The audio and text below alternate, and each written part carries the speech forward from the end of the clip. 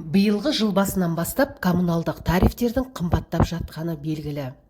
Қымбатшылық қысып тұрған шақта бұл зейнеткерлерге де, басқа да әлеуметтік осал топқа жататын тұрғындарға да оңайға тиіп тұрған жоқ.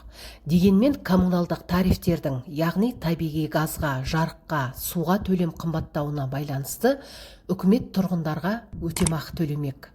Бұл туралы толығырақ білгіңіз келсе, видеоны қарап шығыңыз. Достар, арнамызға жазылуды ұмытпаңыздар.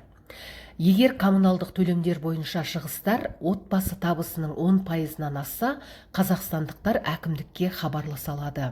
Биыл коммуналдық қызмет тарифтерінің көтерілуіне байланысты 40 мың отбасы өтемақы алатын болады.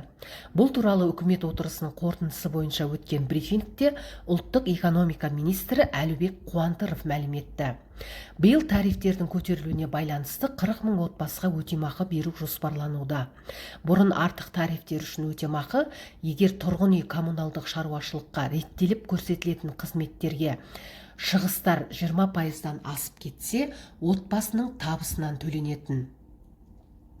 Содан 20%-ның арасындағы айырмашылық пен шығынның өзі түбіртек арқылы жабылды. Қазір біз мұны 10%-ға дейін төмендеттік. Яғни қамту әлде қайда көп. Әкімдіктерге хабарласу керек.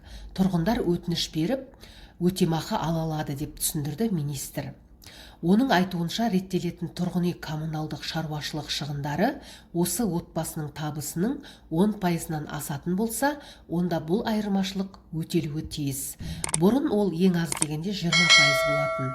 Яғни біз көбірек қамту және отбасы өтемақы алу үшін оны 10%-ға дейін төмендеттік деп атап өтті министр. Ал бұл көмек қашан енгізіледі деген сұраққа Әлібек Қуантыров 1 жылдың ішінде деп атап өтті.